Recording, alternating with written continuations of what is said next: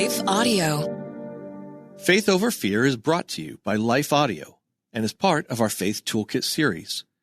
For more inspirational, faith-affirming podcasts, visit us at lifeaudio.com.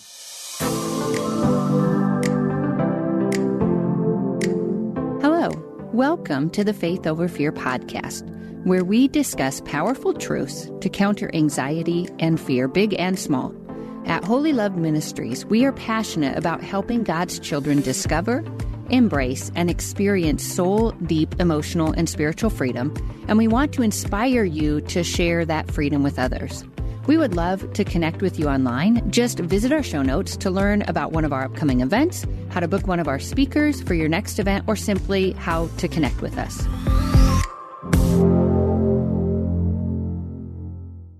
If your day could use some hope, join me, Monica Schmelter, for the Bridges podcast. You can subscribe at lifeaudio.com.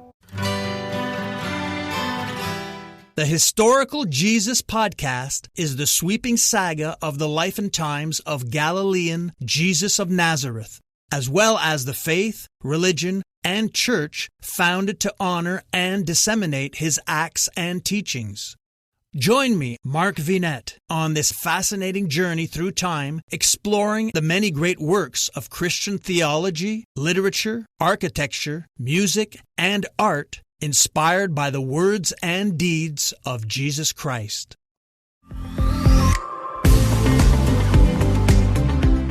Before we begin today's discussion, I wanted to share about a fun giveaway I am hosting in December.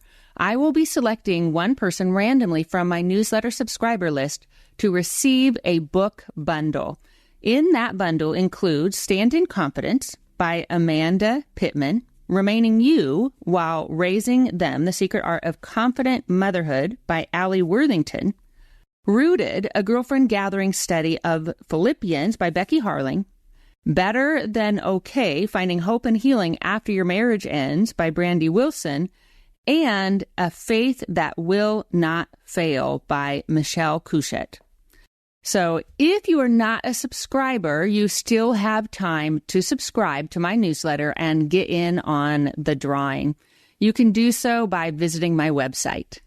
Jennifer Slattery Lives Out Loud. I'm Jennifer Slattery, and I know what it feels like to wrestle with God, with doubts, and with myself, and I suspect we've all encountered difficulties that felt so intense or maybe went on for so long. We feared our faith wouldn't stand. Jesus told us we would experience hardship, wars, threats of war, persecution, rejection, illness. But he also encouraged us to take heart, to bolster our souls with the supernatural strength that only comes through him. Well, my guest today, Michele Cushatt, has walked through some really painful and frightening circumstances. And today she joins to share how God helped her develop a deep, enduring, rock-solid faith. Michele, thank you so much for being with us today. Oh, it's my pleasure, Jennifer. So glad to be here.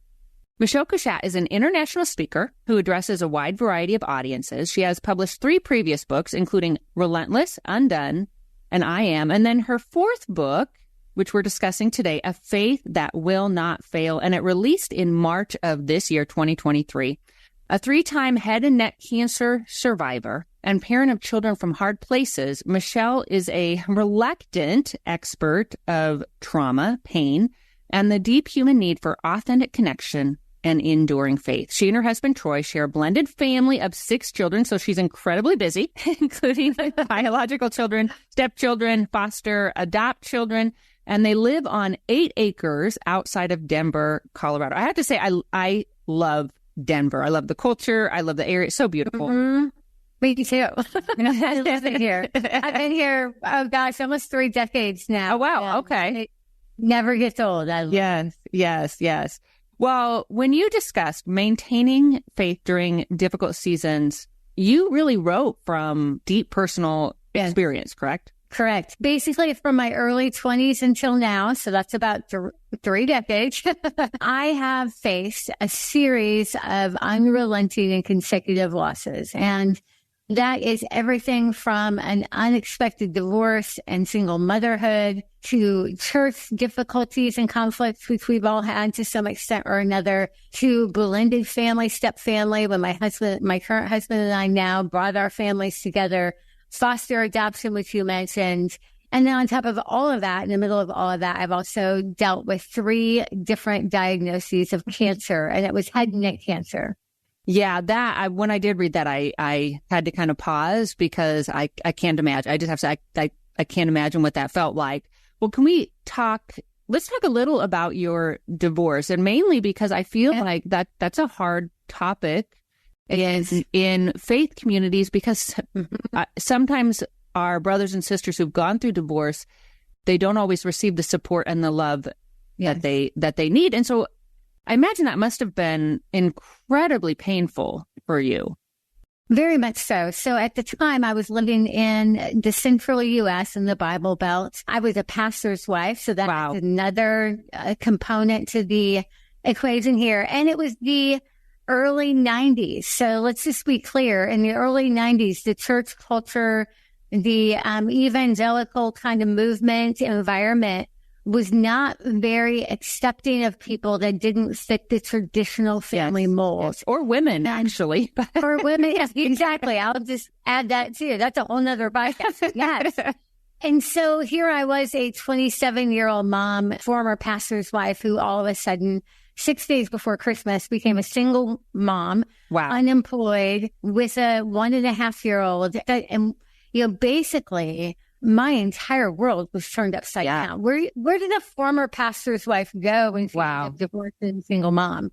And that right there completely wrecked me. Like, that was probably the first and most significant blow in my life, beyond just kind of the normal everyday challenges, that forced me to kind of reevaluate what I believe to be true about God, what I believe to be true about me, and how I could walk through life still believing in God while dealing with a life that was so very different than what I imagined it. But so what were some of the doubts and insecurities that you found yourself battling during that time? Well, the very first one is just a pretty big doubt and insecurity related to, could I still be loved and accepted by God with such a big wound, flaw, something that I couldn't hide. Now I was marked, growing up reading the Scarlet Letter, I felt I had the Scarlet Letter D, right? That I was now a divorced woman. And so there was a sense of, and even then there was some sense that I shouldn't be permitted to do any kind of leadership or ministry because I was now a divorced woman. And that sounds, I'm sure, to some who are listening, so radical. And yet that was kind of common. Right. If you were divorced, somehow you were excluded from ministry. And so my initial struggle was, could God even stomach looking at me? Wow. I am a divorcing woman. Yeah. Well, and I think too, because so much of who we are is expressed in serving God. Like, that's when we come alive. That had to have just been from an identity level, a fulfillment level, that had to be a really deep, like you said, deep wound. Yeah, significant. And, again, I'm very cautious to not talk disparagingly about people, because we all have our traumas. We all have our wounds, right? And we walk through this life with these wounds, and at times we hurt other people.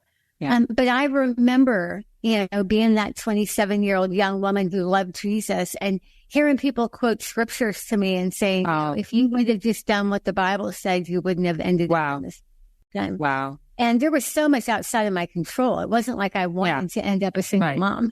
Right. No, right. For sure. Yeah. People who don't know the full story and say, well, I'm going to use this verse as a weapon. And yeah. And so there was, I remember 1 Corinthians 13 that, if I was really a good Christian woman, love is patient, love is kind, it does not envy, it does not boast, it never fails, all of that somehow I needed to figure out a way to fix all of this. Wow. And there were choices that were being made that weren't mine to make. And so what do you do? Right. So those were the initial challenges. Once I kind of worked through some of my own shame and self doubt or self-loathing or whatever, then it turned toward anger toward God, because I grew up in a Christian household, had been praying for my one-day spouse since I was Oh, wow. Wow. So now, if I, once I get done lashing myself, I needed to turn my blame elsewhere. And then I started blaming God. How could you do this to me? I've prayed for a Christian husband my whole life. All I wanted to do was serve you in ministry. I was following you, and this is what I get. I kind of vacillated between the two. It wasn't like I did one for a couple of months and then moved to the other. It was like I was all over the board between beating myself up and, beating God up. And who was I to blame, myself or him? Either way, somebody failed and I didn't know who it was. How did he meet you in your pain? Well, I very specifically remember one day, there were several months that I went through where I really didn't want to have anything to do with faith or with God, because I had felt very much let down by the God that I loved in the rest of my life. And I think this is so important to talk about it honestly, because I know there are people listening right now that feel very much as if God has let them down. Yeah. Somehow he's abandoned them or dropped the ball, or he doesn't love them or doesn't really care, whatever it is. And so there were many, many months where I really didn't want to have much to do with God or the faith that I had been so passionate about my whole life. But then I discovered a really, really hard truth. Life with God and life without God both come with suffering. Yes. Right? There is no way to avoid pain, trauma, suffering. You can have faith or not have faith. Both equally come with suffering. But life without God also comes absent of any hope. Yes. Yes. And that was what finally hit me, that regardless of what I did, suffering was going to come. But I couldn't bear the thought of there not being any God, any being, any creator who somehow had all things in his hands. And so that kind of brought me to a place on my knees that I just remember this day so clearly. I was just at the precipice of despair, quite honestly. And I simply said, God, I don't need to understand. I just need you. And that was a moment of initial relinquishment and even an extension of trust that said, God, you haven't explained yourself. You probably will never explain yourself. And at this point, I don't even need to understand. I don't need your explanation. I just need you. Please don't leave me.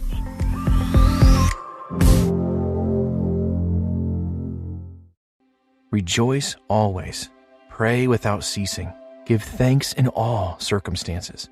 God invites us to cultivate thankful hearts by turning our eyes toward Him in good times and bad.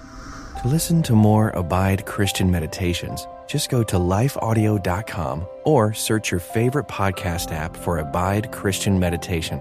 You can also download the Abide app for more biblical meditations at abide.com. Attention, your withdrawal has been denied by the U.S. government. Picture a world where your every purchase is monitored, tracked, and controlled by those in power to suppress the freedoms of those they see fit.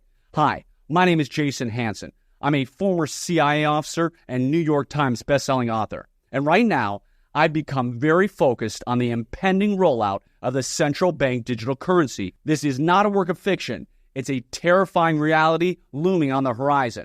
But there is a bit of good news. I've partnered with Advantage Gold to offer you a solution.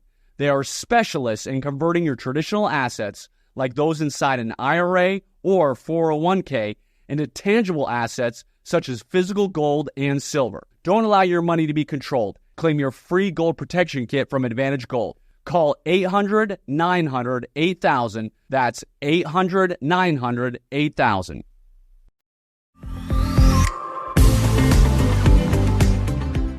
And that was a turning point for me of my faith, taking one step forward into a different place of maturity, where I wasn't so much depending on God to deliver up to me a silver platter life. Like all of a sudden now it was more about God himself and not what he did for me.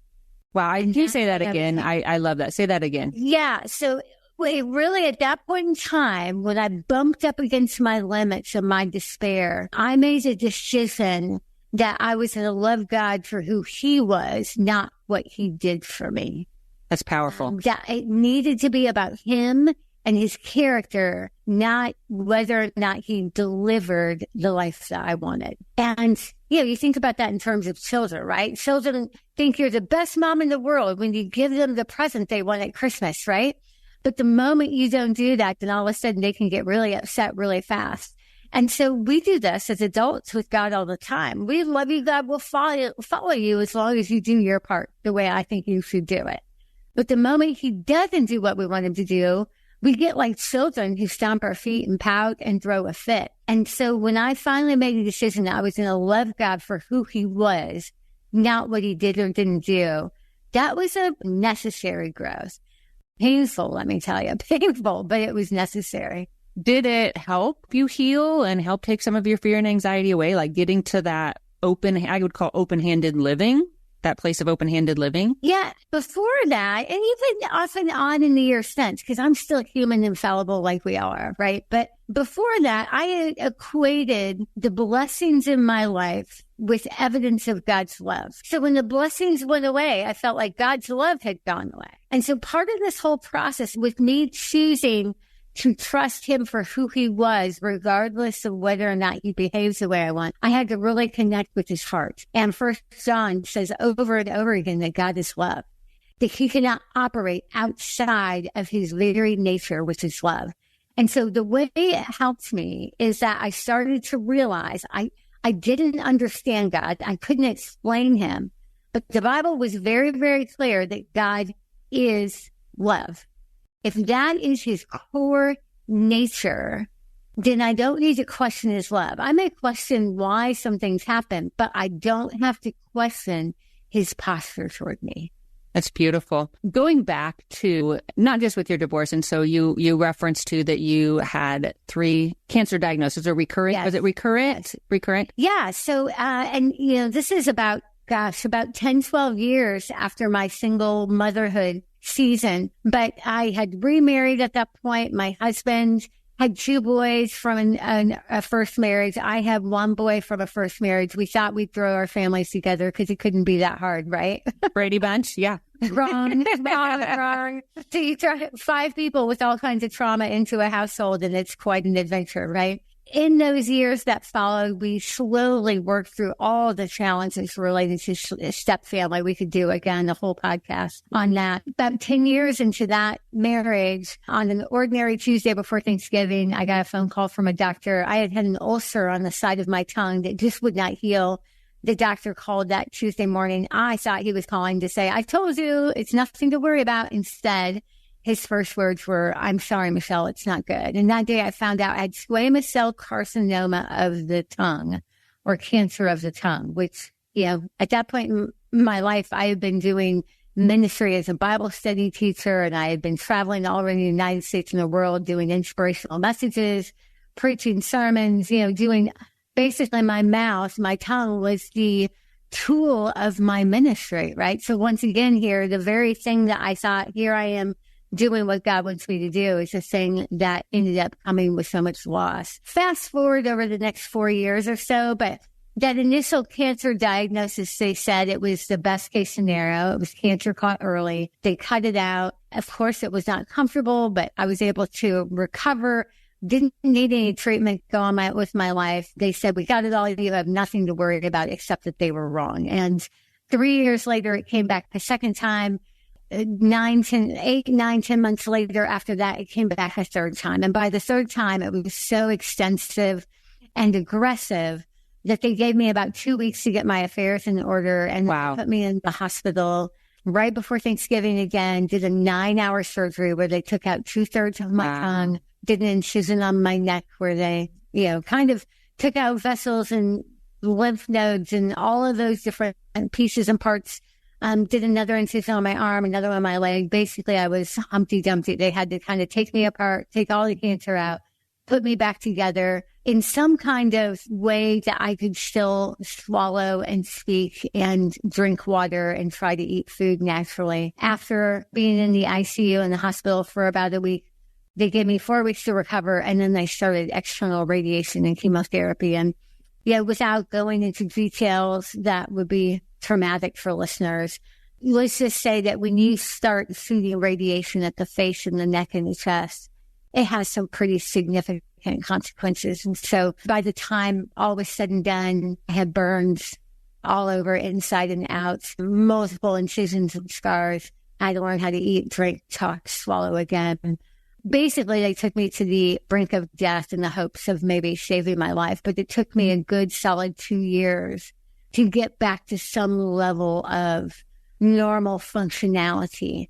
Now, that said, I'll go on to mention that when I say normal functionality, I still live with a permanent disability. Swallowing and eating and talking is extremely painful and difficult for me. As of right now, I'm still able to eat, quote unquote, normally, but there's a chance at some point in time I won't be able to take in nourishment through my mouth because I can't swallow very well. And I live with chronic pain and will for the rest of my life. And so I'm at, let's say, 80, 90% functionality, but that 20% is chronic pain, chronic disability, choking, all of that on a daily basis. And so now we have, on top of, having an unexpected divorce and single motherhood and church hurt, now we have medical trauma on top of everything else. And it's no joke. Let me tell you, I had no idea how medical trauma can really, really mark you, heart, soul, mind, body, all of it, and leave you somewhat of a different person than you were before.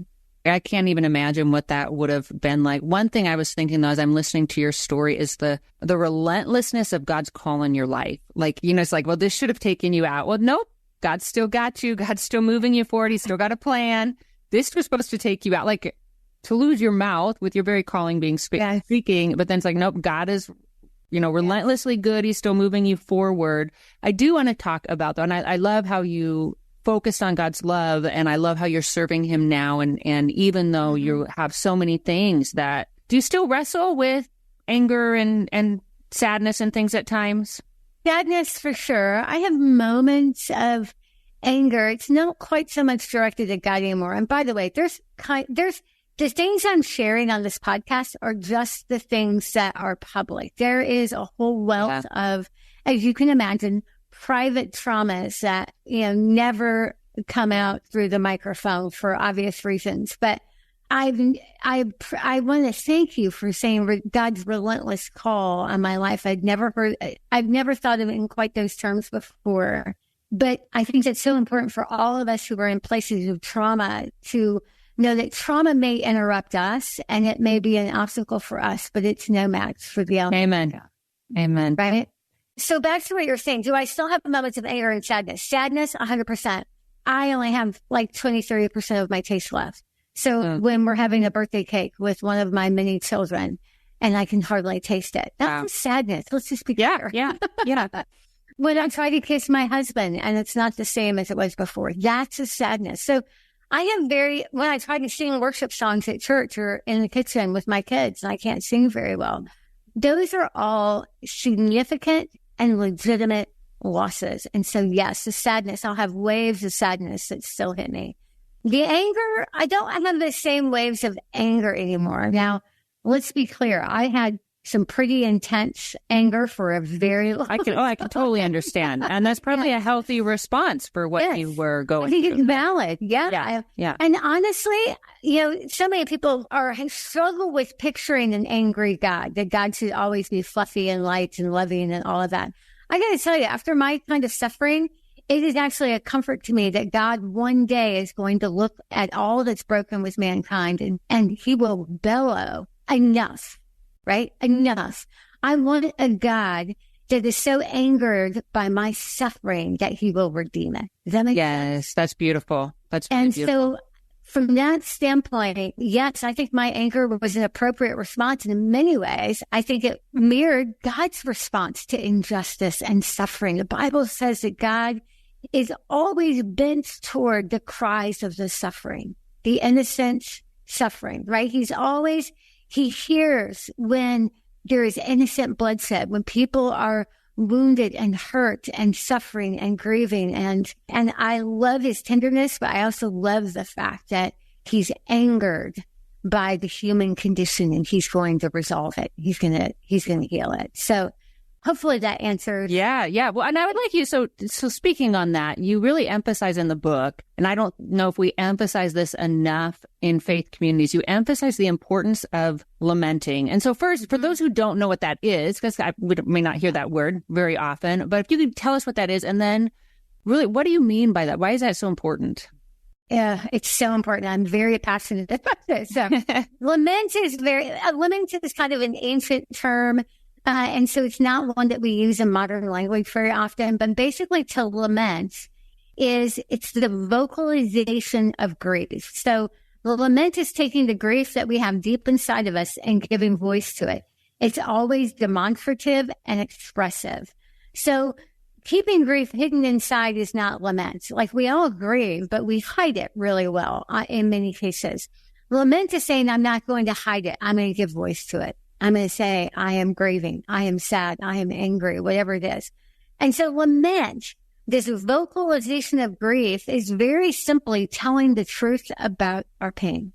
It's not trying to appear that we are more together than we are. It's not trying to put a shiny polish on our experience or varnish everything so it looks super pretty. It's telling the truth about our pain.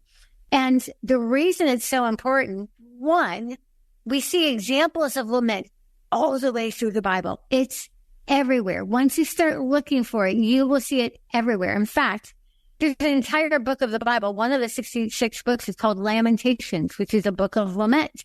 So obviously we have some measure of divine sanction for lament, since God talks about it.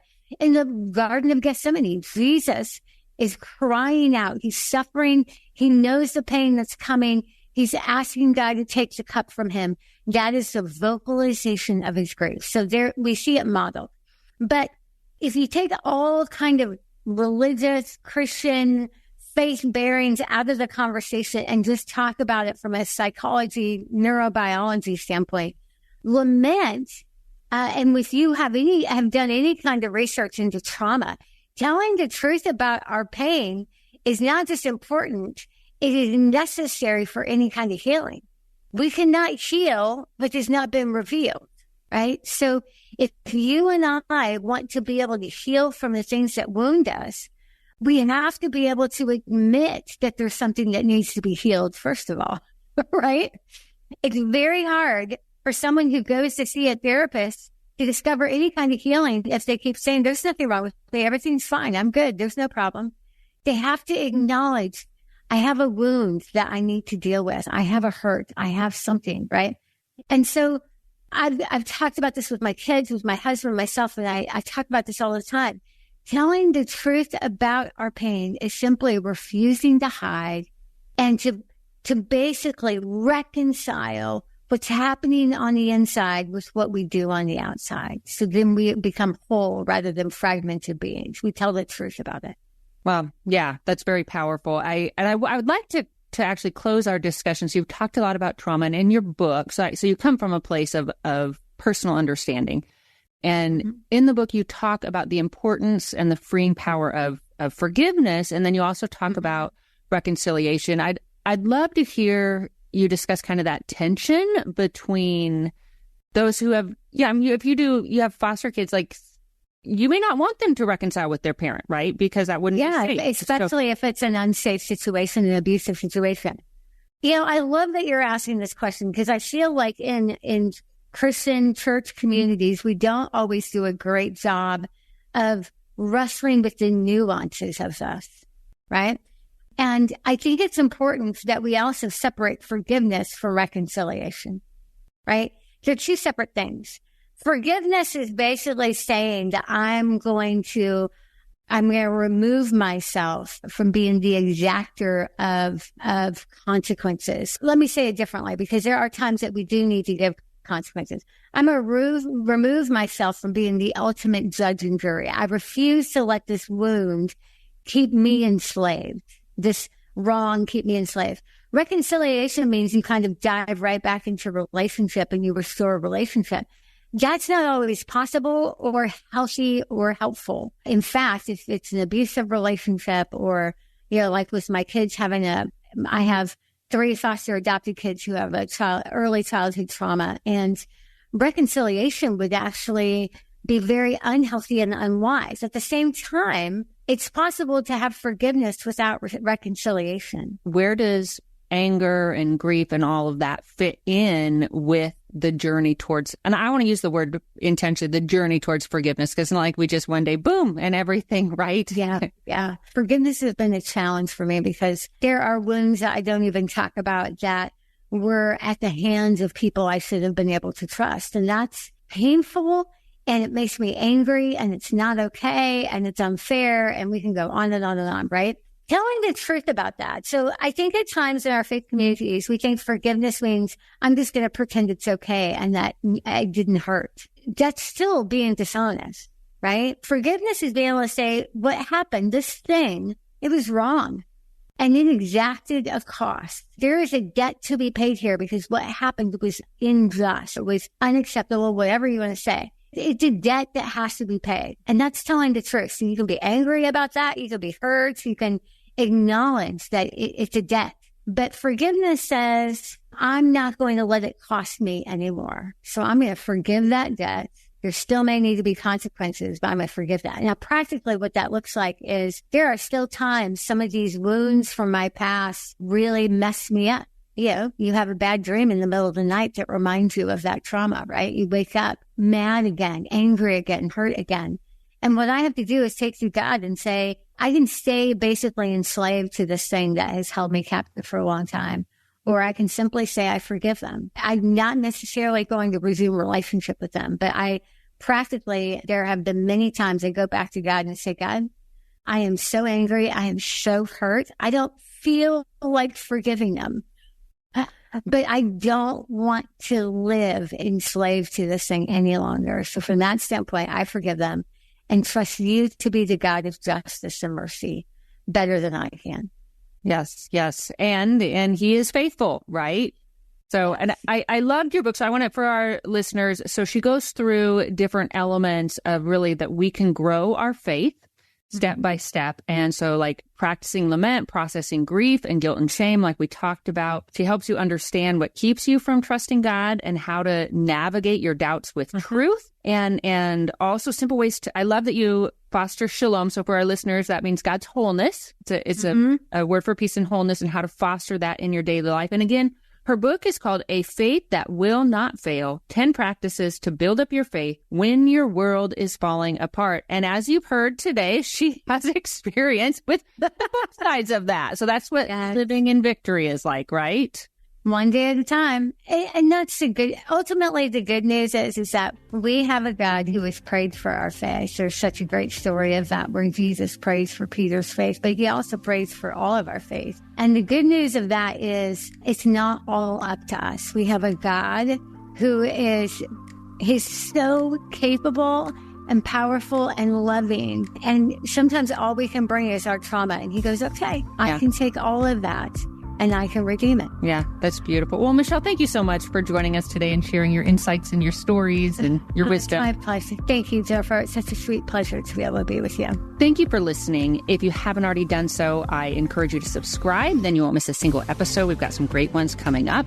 Share it with your friends and make sure to rate it. That encourages our team and that helps others to find it as well. Until next time, may you live as one who truly has been set free.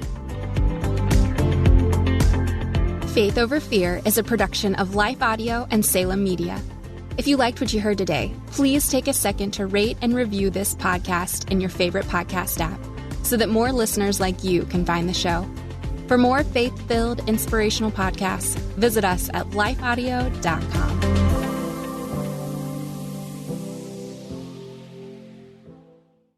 Is life feeling chaotic? I get it. I'm Rachel Wojo, host of the Untangling Life podcast.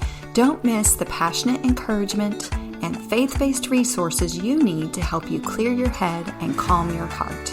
As Shell says, it feels like Rachel always knows what I need to hear. She keeps it real and is so humble. Her podcast is just the cherry on top.